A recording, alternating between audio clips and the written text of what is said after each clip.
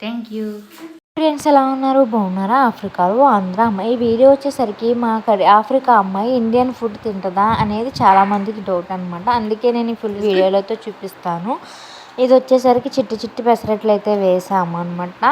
ఇంకా ఇది వచ్చేసరికి దగ్గరండి, మా హౌస్ దగ్గర ఉంటుంది అనమాట ఈ హంట. ఇది వెళ్ళండి, ఇక్కడ సమ్మర్ సీజన్లో చల్లదనం కోసం ఈ హంటను అయితే వేసుకుంటారండి. ఇక్కడ వచ్చేసరికి వేడితనం అనేది ఎక్కువ ఉంటుంది అనమాట. అందుకని చెప్పి ఇలాంటివి వేసుకుంటారు. మాకు వచ్చేసరికి ఈరోజు వచ్చేసరికి బ్రేక్ఫాస్ట్ వచ్చేసరికి చిట్టి చిట్టి పెసరట్లు అనమాట. అదే ఈ పెసరట్లు మా ఆఫ్రికా అమ్మాయి తింటుందా లేదా అనేది మీకు ఈ వీడియో అనమాట. ఈ పెసరట్లు వేసాం కదండి. ఈ పెసరట్లు వచ్చేసరికి నేను ఎప్పుడు మామూలుగా పలచగా ఉన్న పెసరట్లు తిన్నాను, కానీ ఇలా చిన్నగా ఉన్నాయి తినలేదు. మాకు ఇక్కడ ఒక ఆయన ఉన్నారు, అమలాపురం ఆయన, వాళ్ళ సైడ్ ఇదైతే చాలా ఫేమస్ అంటండి. ఆయన అయితే వేశారు. చీనే కొలిది తినాలనిపించింది. అసలు బోర్ అయితే కొట్టలేదు, చాలా బాగున్నాయి అని చెప్పుకోవాలి పెసరట్లు. ఇప్పుడైతే ఇలా అయితే పలచగా అయితే వేసుకుంటున్నాం అనమాట. ఇప్పుడు ఇంకా మేము తినలేదు, ఇంకా తనకు కూడా పెడదామని చెప్పి తను అయితే పిలిచామన్నమాట.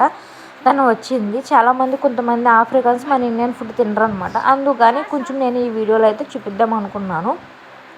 సాస్ అయితే ఏమైంది, మామూలుగా అయితే సాస్ అయితే తను తిందండి, స్పైసీగా ఉంటుందని చెప్పి. ఇదిగోండి తినమని చెప్పాను, తింటుంది.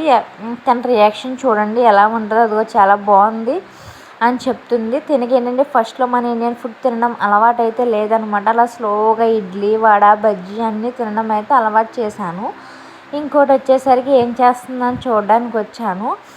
ఇంకేంటంటే ఈ బట్టల గురించి కదండి ఈ విషయం. తన హెయిర్ స్టైల్ అండి. ప్రీవియస్ వీడియోలో మీకు ఒక హెయిర్ స్టైల్ అయితే చూపించాను కదా, తను ఇంకా 15 డేస్కి మార్చేసింది. నాకు ఒక స్మాల్ డౌట్ అయితే వచ్చింది. తన లోపలికంతా అలా అల్లేసుకుంది కదండి, గుండు కనిపించేటట్టు. మామూలుగానే మనకి దగ్గరికి అల్లేసుకుంటేనే హెడేక్ వచ్చేస్తుంది కదా, ఇలా 15 రోజుల వరకు ఎలా ఉంచుకుంటారని నాకు డౌట్ వచ్చింది. అందులో ఏమన్నా పేలున్నా అయితే చచ్చిపోతాయి అనమాట.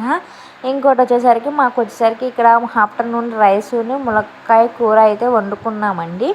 ములక్కాయలు అయితే ఇక్కడ బీభత్సంగా ఉంటాయి, ఎందుకంటే వీళ్ళు ములక్కాయలు తినరు, ఓన్లీ ఆకులు అయితే తింటారనమాట.